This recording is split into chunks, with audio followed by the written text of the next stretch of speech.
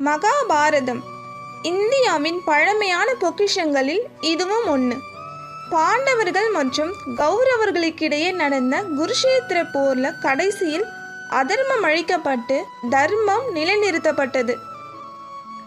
இரண்டு பக்கமும் நிறைய உயிர் பலியை கொடுத்திருக்காங்க.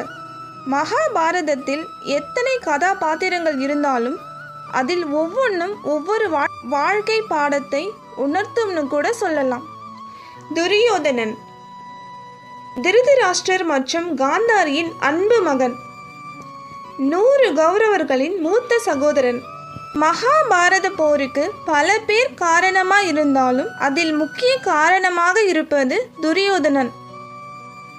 அவனுடைய அகம்பாவமும் அரியணை மேல் அவன் கொண்டிருந்த பேராசையே பாரத போர் என்னும் பேரழிவிற்கு காரணமாய் இருந்தது. தொடை பிளக்கப்பட்டு குருதி வழிந்தோடிய நிலையில் நரக வேதனையில் இருந்தான் துரியோதனன்.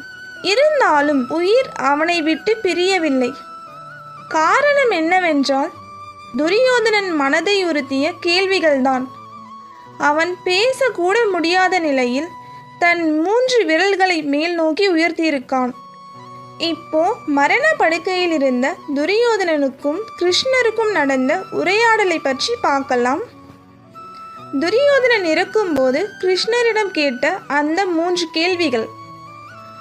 முதல் கேள்வி, போர் நடந்த சமயத்தில் நான் அஸ்தினாபுரத்தை சுற்றி ஒரு பெரிய கோட்டையை கட்டியிருந்தால் என்ன செய்திருப்பாய்? இரண்டாவது கேள்வி, துரோணாச்சாரியார் இறந்த பிறகு நான் அஸ்வத்தாமனை சேனாதிபதியாக ஆக்கியிருந்தால் என்ன செய்திருப்பாய்? எங்களுடைய சிறிய தந்தையான விதுரரை போர் செய்ய வைத்திருந்தால் என்ன செய்திருப்பாய்? இப்படி துரியோதனன் இறக்கும்போது இந்த 3 கேள்விகளையும் கிருஷ்ணரிடம் கேட்க, அதற்கு கிருஷ்ணரோ துரியோதனன் நிலை பார்த்து இதற்கான பதிலையும் சொல்லியிருக்காங்க. முதல் பதிலாக, ஒருவேளை நீ அஸ்தினாபுரத்தை சுற்றி பெரிய கோட்டையை கட்ட முயற்சி செய்திருந்தால் நான் நகுலனை அனுப்பி அந்த கோட்டையை உடைத்து தகர்த்திருப்பேன். காரணம் என்னவென்றால் நகுலன் அளவிற்கு யாராலையுமே குதிரை ஓட்ட முடியாது. மழை பெய்யும் போது ஒரு துளி விழுந்து அடுத்த துளி விழுவதற்கு முன் நனையாமல் குதிரை ஓட்டும் திறனை படைத்தவன். இரண்டாவது பதில், ஒருவேளை நீ அஸ்வத்தாமனை சேனாதிபதியாக ஆக்கியிருந்தால் நான் தர்மரை அதிக கோபப்பட வைத்திருப்பேன். ஏனென்றால் தர்மரின் கோபம் எதிரில் நிற்கும் எவ்வளவு பெரிய மாவீரனையும் எரித்து சாம்பலாக்கிவிடும்.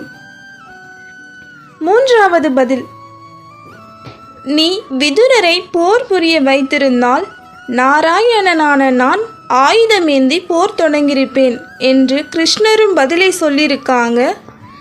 அவன் மனதை உறுத்திய கேள்விகளுக்கெல்லாம் பதில் கிடைத்த பிறகுதான் துரியோதனன் உடலில் இருந்து உயிர் பிரிந்ததாகவும் அவன் இறந்த பிறகு மன நிறைவோடு சொர்க்கத்திற்கு சென்றதாக சொல்லியிருக்காங்க. குருஷேத்திர போர்ல இறக்குறவங்க எல்லோருமே வீர சொர்க்கம் போவாங்கன்னு கிருஷ்ணரும் வரத்தை கொடுத்திருக்காங்க.